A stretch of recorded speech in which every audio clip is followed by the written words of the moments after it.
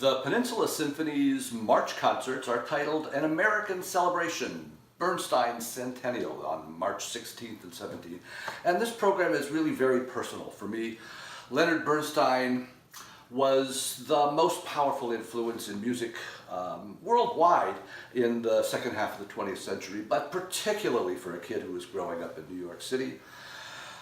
We remember the opening of West Side Story, the movie of West Side Story, the headlines that Bernstein made when he took over a concert at the last moment of the New York Philharmonic and ultimately became the music director of the New York Philharmonic, when he resurrected the Mahler repertoire later in the 60s and 70s, later at the end of his career when he became even more of a worldwide icon when he took over the Vienna Philharmonic. I remember as a kid the young person's concerts that Leonard Bernstein did. They were, and still are, the standard for making music tangible for kids.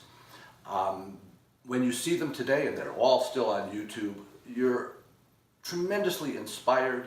You learn so much, and the way he found musical snippets to make tangible all of the amazing insights he had about music was just brilliant.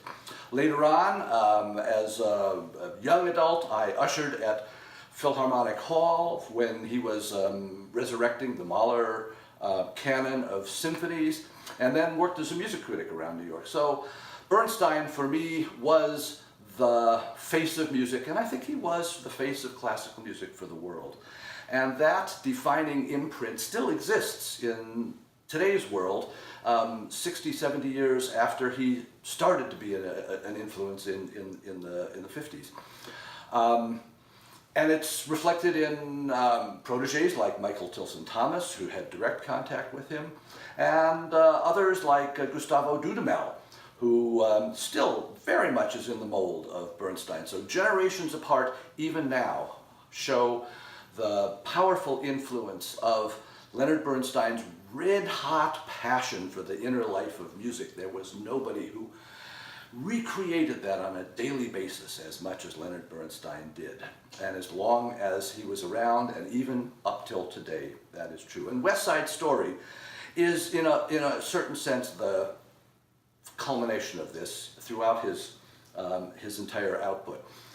Because it brings the life of the streets, the life, the world of the grubby streets of New York to classical music, to pop music. It bridges all divides among musical styles. It brings jazz, mambo, cha-cha, classical music. It fuses them in a way that almost nobody did. And you only have to hear the slightest little bit to know exactly where you are in the story. It's so embedded in our consciousness. For example,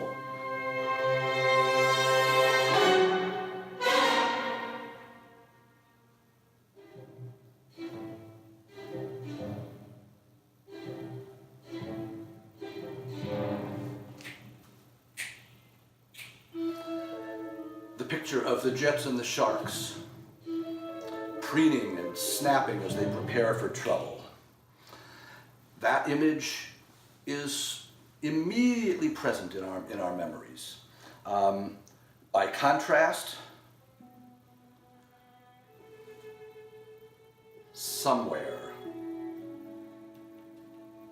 as Tony and Maria imagine a world that's not as brutal as the one that they grew up in. Gorgeously captured in the symphonic dances from West Side Story.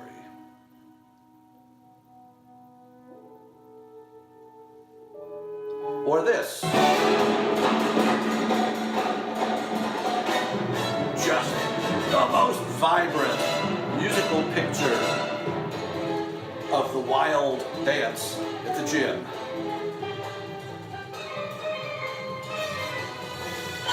Even if you've never heard this music, you get it.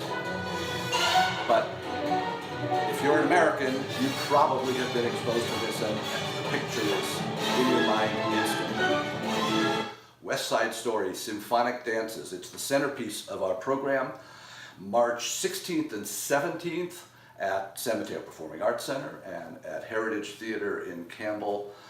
The music of Leonard Bernstein, the greatest exponent, the greatest advocate, one of the great composers, possibly the greatest conductor of the second half of the 20th century, whose imprint on music still resounds today. West Side Story Symphonic Dances is the centerpiece of our program. Hope you'll be there.